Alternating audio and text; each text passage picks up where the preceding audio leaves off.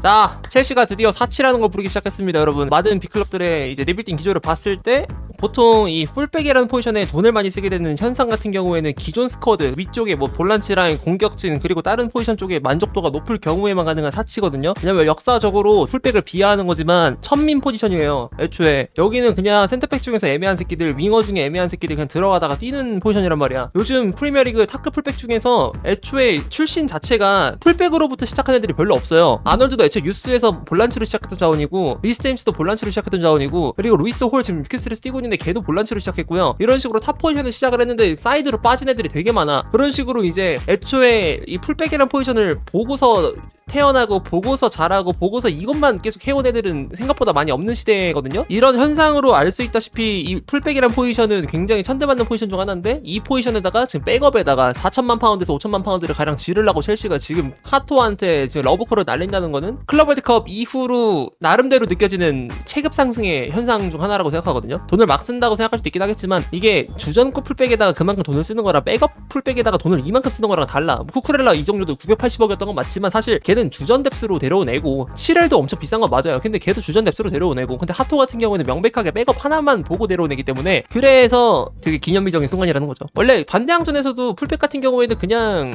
센터백은 오히려 신분이 괜찮아, 체구 괜찮은 새끼들 냅두고 있는데, 풀백 같은 경우에는 그냥 인원수 부족할 때 아 씨발 누구 넣지? 너 달리기 빠르냐? 너 들어가, 뭐 이런 식으로 들어가잖아요. 축구 잘하는 애들이 풀백 보는 거 본 적 없잖아. 심지어 학교 대표 축구 할 때도 축구 잘하는 애들이 다 위로 올라가거나 그러려 그러지 풀백은 잘 안 하거든. 하토를 그럼 내가 지금 완전 풀백으로 규정을 해놓고 지금 보고 있는데, 왜냐면은 하토 선수 자체가 빌드업 시퀀스가 너무 좋고 코릴과 굉장히 유사성이 많이 띄는 구성을 갖고 있다 생각해요. 다만 공중볼 경험에서는 코릴보다 좀 아쉬운 편인 거지. 이 선수가 지금 센터백 라인에 들어가기에는 방금 말한 공중볼 경합도 그렇고 포지션에 관한 이해도가 풀백보다 좀 떨어진다고 생각해, 1군 레벨에서는. 그리고 지금 첼시의 바디아시라고 코릴이 이미 있기 때문에 왼터백 자리가 없는 것도 있고 해서 아마 웬만해서는 현실적으로 이 상황을 바라봤을 때 하토가 첼시에 온다고 해도 레프트 센터백이 아니라 레프트 풀백으로 뛸 가능성이 엄청 높거든요. 게다가 국대 샷출됐을 때도 레프트 풀백으로 보통 많이 뛰지, 얘가 센터백을 뛰는 거는 보통 약간 양악, 그러니까 U21 유로에서 이번에 센터백으로 뛰긴 했는데요. 그때는 마트센이 왼쪽에 뛰어대서 뛴 것도 있겠지만 U21 레벨 정도에선 걔가 센터백 뛰어도 양악이 가능하니까. 근데 이제 성인 레벨, 국대나 아니면 프리미어리그 이 정도 레벨까지 오게 되면은 보통 윙백쯤을 봐야 걔가 커버가 돼. 걔가 갖고 있는 결함들을 그나마 숨겨줄 수가 있어요. 그래서 아마 3백의 좌측 스토퍼 역할을 겸하면서 첼시에서의 커리어를 이어나가지 않을까 싶은 건데, 하토가 들어가게 되면은 이렇게 포지셔닝 들어가고 기스토 오버래핑 시퀀스 들어가고 이렇게 이루어질 수도 있고요.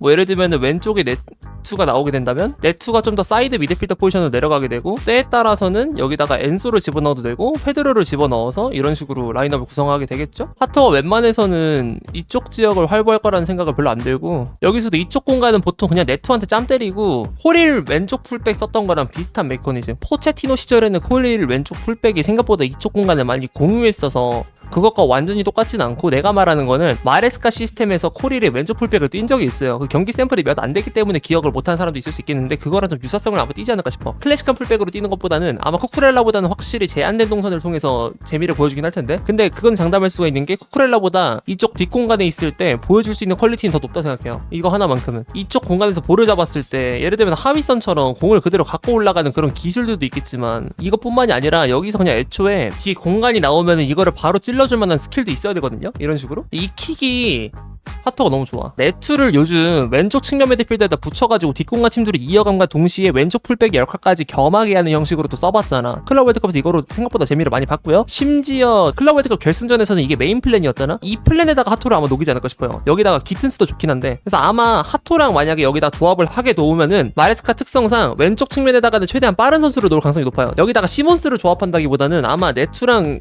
기튼스를 넣음으로써 조합을 해서 하토의 롱킥 능력을 최대한 활용해서 뒷공간으로 넘겨주고, 신체적인 장점을 통해서 뒷공간에서 얻어올 수 있는 경쟁력을 높이는 식으로 아마 그렇게 가지 않을까 싶습니다, 개인적으로. 시몬스는 결국에는 달리기가 빠르다기보다는 안쪽 공간을 먹어놓고 이 사이드 공간을 다른 선수한테 최대한 빼주는 게 가장 이상적인 구조는 맞아. 물론 어느 시퀀스마다 이 선수가 항상 편애할 만한 상황만 만들어줄 수는 없어. 그러니까 이 말은 무슨 말이냐, 시몬스가 터치라인에 붙어있으면 경쟁력이 당연히 기튼스보단 떨어질 수밖에 없거든요. 이런 상황을 시몬스한테 아예 배제를 시켜줄 수는 없어요. 왜냐면 결국에 상황 같은 경우에는 시몬스가 이렇게 사이드로 붙어있고 한 명이 끌려나갔을 때 사이로 들어가는 선수를 이용해야 되는 상황도 있기 때문에, 그래서 시몬스를 항상 최적화된 상태로 이쪽으로 붙여놓을 수가 없어서, 시몬스가 지금 이 위치를 고정적으로 먹게 되면은 그만큼 이쪽이 굳어요. 부드럽게 섞여야 되는데, 근데 안 섞이다 보니까 전술이 그대로 굳게 돼버리고 우리가 말하는 굉장히 재미없는 그냥 쇼패스 빌드업, U자 빌드업 나오면서 아마 경기가 안 풀릴 가능성이 높은데, 그래서 시모스도 아마 사이드로 배치하는 상황이 나오긴 하겠다만, 이렇게 되면 하토와의 불협화음 때문에 내 생각에는 하토가 만약에 왼쪽 풀백으로 나오게 되면은 왼쪽 측면에는 굉장히 달리기가 빠르고 피지컬이 좋은 선수가 나올 가능성이 높다라고 생각합니다. 그래서 아마 조지도 여기서는 큰 경쟁력이 없을 것 같아요. 타이릭 조지가 어린 선수 치고 뭐 달리기가 빠르다 싶으면 여기다 그냥 붙여놓고 뒷공간 쏴버리면 되는데, 그게 아니라 타이릭 조지가 보면서 가장 아쉬운 거는 신체적인 장점이거든요. 그러니까 경합도 애매하고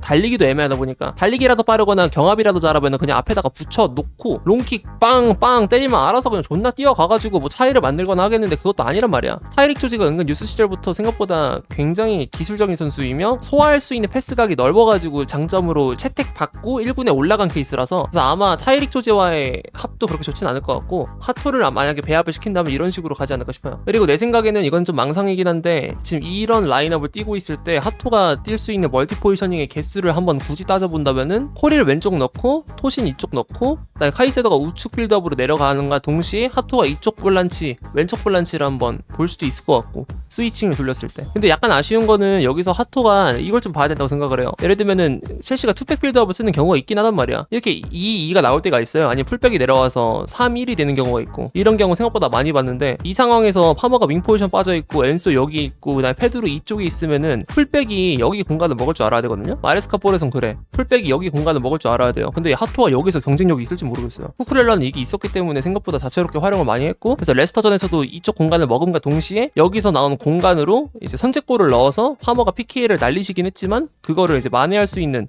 결승골을 넣었잖아요. 여우탕구를 초대했던 경기였어가지고 아마 기억을 많이 하실 텐데, 어쨌든 그런 식으로 연출이 가능하기도 한데 하토가 거기까지 가능한지 모르겠어. 그게 조금 아쉽다면 아쉬운 건데, 이거는 뭐 시스템에 입혀보면서 적응을 시켜보면 될 것 같아가지고 뭐 그렇게 큰 문제는 아니라 생각하고요. 어쩌다 보니까 정신없게 이제 이 가치에 관해서 말을 했는데, 이 전술적인 가치, 이걸 이제 전술적인 가치도 가치지만 시장 가치로 봤을 때 유럽 쪽에서 지금 뛰고 있는 왼터백이나 왼쪽 풀백 매물 중에서 하토보다 현대적인 풀백이 많이 없어요. 지금 매물 중에서 하토보다 더 현대적인 풀백 찾아보면 뭐 그바르디올 있고 쿠쿠렐라 너무 잘하고 케르케즈도 잘하고 뽑을 사람은 많겠지만, 이 중에서 보통 다 NFS거나 아니면 이미 다 팔렸단 말이에요. NFS까지는 아니더라도 구단 쪽에서 지키려고 하는 자원이거나. 그래서 실질적으로 이적이 가능한 매물 중에서 하토보다 더 현대적인 풀백은 지금 없다고 보여집니다. 그래서 지금 첼시가 하토를 점하게 되면은 내 생각에는 이 4백 라인 자체가 유럽 상위권 수준에서 놀아도 될 정도로 퀄리티가 많이 올라간다고 생각을 해요. 정말 중요한 자원이고, 네덜란드의 06년생짜리 김민재하고 이강인 데려온 거랑 마찬가지예요. 네덜란드 슈퍼스타 2명 데려온 거예요. 시몬스가 네덜란드 내에서도 인기가 되게 많은 편인데 하토 또한 많은 주목을 받고 있고, 아약스에서는 얘를 포스트 데리우트로 지금 보고 있다고 하는데, 데리우트 지금 메뉴 선수라고 분명히 무시한 댓글이 있을 거거든요. 근데 사실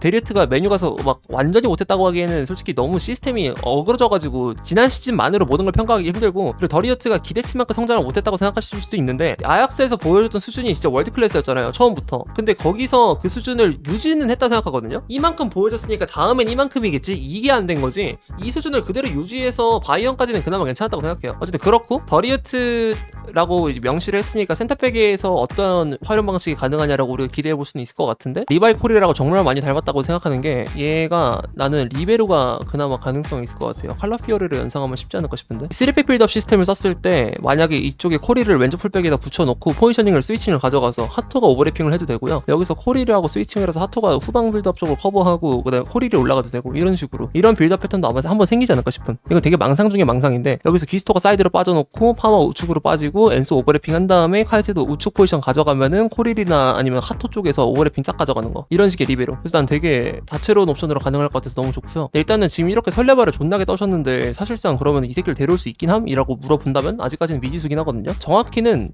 데려올 가능성이 높긴 한데 구단 합의가 뜬 게 없으니까 이적 가능성에 관해서 얘기를 해봐야 될 것 같은데, 첼시랑 시몬스, 하토 영입을 위해서 노력 중이다. 두 선수는 첼시 합류를 원하고 있고, 시몬스는 연봉 협상을 하고 있고, 첼시는 이적 시장에서 매우 적극적으로 움직이고 있다 라고 로마노 트윗이 떴고요. 스카이스포츠 쪽에서도 이를 인정하면서 사실상 현실화가 되어가는 모습이 보이고 있고, 그리고 파브리지오 로마노 같은 경우에는 첼시는 요렐 하토를 우선순위로 두고 아약스와 공식 접촉을 했다고 합니다. 이적 의사가 있고 개인 합의 조건을 받아들일 것 같고, 클럽들은 좋은 관계를 유지하며 협상 중이다. 지금 뭐 협상 쪽에서 감정 싸움을 할 만큼 껄끄러운 그런 진행 방향은 없다. 진행 상황은 없다. 그리고 하토 에이전트 인정했습니다. 네, 첼시가 아약스와 접촉했습니다. 제가 말씀드릴 수 있는 건 현재 첼시와 하토가 협상 중이라는 것입니다. 이에 더불어서 시몬스랑 하토가 오기 때문에 아마 은쿤쿠도 이번 여름이 떠나가는 게 더 확실해진 이유가 이것 때문도 있지 않을까. 이게 이 타이밍에 뜬 이유가 있을 거 아니에요. 아마 시몬스가 올 게 지금 거의 확실시 되다 보니까 얘도 나가지는 움직임으로 가는 것 같고, 여기서 빨간 약이 어떤 게 있냐면 로마노가 한번 대가리가 깨진 적이 있어요. 네덜란드 이슈를 다루면서 로마노가 사실 포괄적으로 다 이제 굉장히 범용성이 넓은 소스를 가지고 많이 다루다 보니까, 그래서 그 구단이나 그 지역의 전문 기자보다는 이제 공신력이 떨어지는 경우가 있는데, 그 중 하나가 이제 네덜란드 쪽을 다루다가 베르바이한테 대가리가 깨진 사건이 있거든요. 그때 베르바이가 로마노 이 새끼 네덜란드 쪽에 소스 없어갖고 내 거 기사 그냥 갖다 베꼈다 뭐 이런 식으로 막 한번 싸움을 건 적이 있어가지고, 그래서 로마노의 명예가 한번 실추됐던 사건이 한번 있는데, 그게 이제 베르바이라는 네덜란드 전문 기자거든요. 이 사람이 일단 말하기로도 인정은 했어요. 하토 첼시랑 이야기 나누고 있는 거 맞다. 에이전트가 이렇게 얘기했던 거 맞다. 맞는데 개인 조건 논의를 하진 않았다. 약간 로마노랑 살짝 말이 다르죠. 아까 전에 뭐 로마노는 개인 조건에 관해서 얘기를 하면서 생각보다 이건 잘 흘러가고 있어가지고 웬만해서 합의가 될 것 같다고 말을 했지만, 이 사람이 말하기로는 그 정도까지는 아니라고 했으니까 이건 좀 더 지켜봐야 될 부분인 것 같고, 근데 이런 말도 있습니다. 하토의 관심은 이전부터 계속 이어져 있었고 영입 움직임을 취하기 위해서 먼저 선수들을 처분해야 됐어. 그래서 생각보다 얘기가 나오다가 끊겼던 건데, 근데 첼시가 이제는 그 조건이 충족이 됐기 때문에 데려오기 시작하는 거다. 쿠쿠렐라의 백업 중에서 가장 이상적인 경우의 수를 첼시는 지금 점하고 있기 때문에 이 기회를 정말 소중하게 여겨서, 내 생각에는 5천만 파운드 미만으로 최대한 깎아놓는 채로 4,500만 파운드 선에서 4,500만 파운드를 나름의 기준선으로 잡아놓고 데려왔으면 좋겠습니다. 너무 비싸버리면 좀 문제가 있을 수 있으니까 한 하토 정도면은 4,500만 파운드까지는 써도 괜찮다고 보긴 하고요. 백업이 요렐 하토면은 저는 많은 구단들이 부러워하고 시기 질투하고 탐내하는 레프트백 뎁스라고 생각해요. 레프트백 뎁스 하나만큼은 쿠쿠렐라랑 하토가 있다고 하면은 나는 진짜 전 세계에서 가장 좋은 뎁스 중 하나라고 생각함. 레프트백 뎁스만 봤을 땐 심지어 현재와 미래도 확실하게 구분돼 있잖아요. 쿠쿠렐라 98년생 나이 별로 많지도 않아요. 27살이고 하토 19살이야. 현재와 미래가 확실하게 구분되어 있고, 하토의 포텐과 쿠쿠렐라의 현재 어빌 이런 것까지 비교해버리면 뭐 끝난 거지. 합이 완료됐다는데요, 하토? 아까 전까지는 베르바이라는 기자가 안 됐다고 했는데 이제 로마노는 됐다고 그러네? 완전 확답을 지어버렸네? 첼시 프로젝트 동의했다. 개인 합의 완료됐다. 떴네? 야씨, 왜 이렇게 빠르지? 타이밍이 감다살이긴 해. 와, 대박이다. 근데 일단 이것도 베르바이 기사 뜨는 거 보긴 해야 될 것 같기는 해요, 아직까진. 근데 너무 기대된다 이러니까.